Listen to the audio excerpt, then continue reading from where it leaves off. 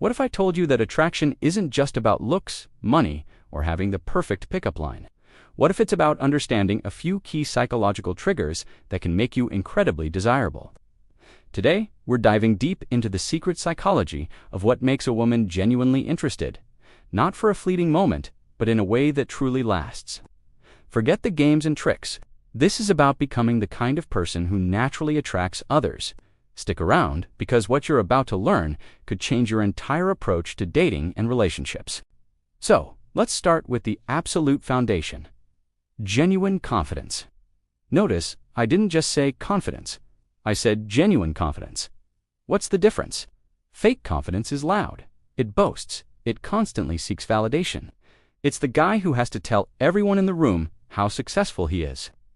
Genuine confidence, on the other hand, is quiet. It's an inner belief in your own worth that doesn't require external approval. It comes from having your own life, your own passions, your own goals. When you're genuinely confident, you're not trying to get something from her, like her approval or attention. Instead, you're sharing your already awesome life with her. Think about it. Who is more attractive? The person who needs you to complete them, or the person who invites you to join their already amazing journey? When you're passionate about your hobbies, your career, or even just learning a new skill, that energy is magnetic. It shows you have a life of your own, and that's incredibly attractive. Next up, a concept that might sound counterintuitive: the power of being slightly unpredictable. Now, this does not mean being unreliable or playing games. Let me be clear, consistency is key in building trust. You should be reliable when it counts. But where you can introduce a little spark is by avoiding being boringly predictable. Humans are wired to be curious. We're drawn to a little bit of mystery. If she knows exactly what you're going to say and do every single time, the excitement can fade. So, how do you do this in a healthy way? It could be as simple as suggesting a spontaneous adventure instead of the usual dinner and a movie. It could be surprising her with a thoughtful, small gesture when it's not a special occasion. It's about breaking the routine and showing different sides of your personality. One moment you're having a deep, serious conversation, and the next you're being playfully goofy.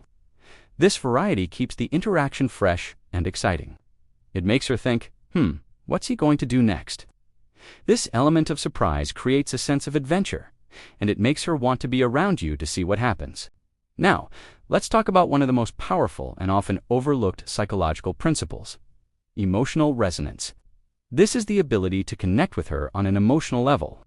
It's about making her feel understood, not just listened to. A lot of guys make the mistake of going into fix-it mode. She tells you about a problem she's having at work, and your immediate reaction is to offer solutions. Well, you should just do this, or have you tried that?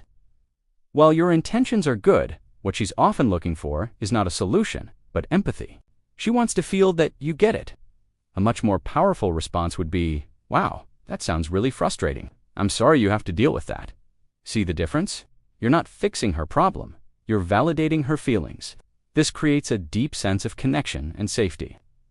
When a woman feels emotionally safe and understood by you, her attraction grows exponentially. You become her confidant, her safe harbor. This is about active listening, asking follow-up questions, remembering small details she told you, and truly being present in the conversation instead of just waiting for your turn to speak. Okay, let's shift gears to a fun one: the psychology of playful teasing, or what we'll call challenging banter. This is a classic for a reason, but it's often done wrong. Bad teasing is mean-spirited. It pokes at real insecurities, and it makes her feel bad. Good, playful teasing does the opposite. It's a way of communicating: I'm comfortable enough with you to be a little bit cheeky, and I see you as an equal who can handle it. It creates a fun, slightly competitive dynamic that generates sparks. For example, if she says she's an amazing cook, you could playfully say, "Is that so? I'll have to be the judge of that. My standards are pretty high." It's light, it's a challenge, and it invites her to play along.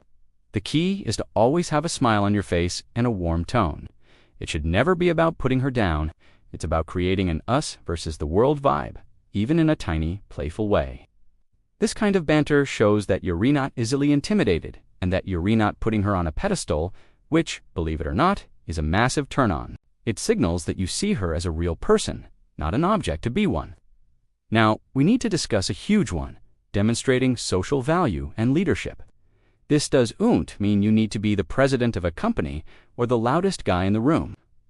Leadership in this context is about decisiveness and social intelligence. Have you ever been in a group where someone asks, "So, what do we want to do?" and everyone just shrugs? The person who steps up and says, "Hey, I know this great place nearby. How about we check it out?" is demonstrating leadership. He's taking the pressure off the group and making a decision.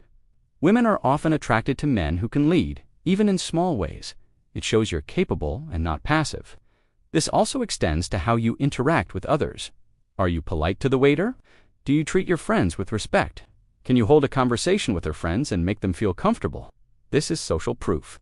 When she sees that other people like and respect you, it's a powerful psychological shortcut that tells her you're a high-quality person. You're not just telling her you're great, you're showing her. Let's touch on something subtle but incredibly important: the power of non-reciprocal touch. Now use this with care and always be respectful of boundaries. We're talking about a light, brief touch on the arm to emphasize a point while you're talking, or a gentle hand on the small of her back to guide her through a crowd. These are small, non-threatening gestures that begin to break down the physical barrier between you. The key word here is non-reciprocal. It's a touch that doesn't demand or expect a touch in return. It's fleeting and casual. This simple act can dramatically increase feelings of connection and attraction. It communicates comfort and a bit of protectiveness. Of course, you must be calibrated and pay close attention to her reaction. If she pulls away, respect that and back off. But when done correctly and at the right time, it's a subtle way to escalate the intimacy of the interaction without saying a word. Finally, and this might be the most crucial point of all, you must be willing to walk away. This is the psychology of scarcity and high standards. If you're willing to do anything and everything just to get her attention, it signals that your attention isn't very valuable. But if you have your own standards, your own boundaries, and you're not afraid to respectfully walk away from a situation that doesn't meet them, your value skyrockets. This doesn't mean being cold or aloof. It means if she's disrespectful, consistently flaky, or clearly not interested, you have the self-respect to invest your time and energy elsewhere. This is the ultimate display of genuine confidence. It tells her, and more importantly, it tells yourself, that you know your worth. Ironically, the moment you are genuinely okay with the outcome, whether she's interested or not, is often the moment she becomes most interested. People want what they can't easily have, and more than that, they respect someone who respects themselves. So, let's recap the core ideas. It's not about memorizing lines. It's about embodying certain qualities. It's about building your genuine confidence through your own life and passions. It's about being a little unpredictable to keep things exciting. It's about connecting on an emotional level, not just a logical one. It's about using playful banter to create a fun dynamic. It's about showing leadership and social value. And it's about having the self-respect to know your worth and be willing to walk away. When you integrate these psychological principles into who you are, you won't need tricks. You will become naturally and effortlessly attractive. Thank you so much for watching. If this video gave you a new perspective, I'd really appreciate it if you hit that like button and subscribe for more content on psychology and self-improvement.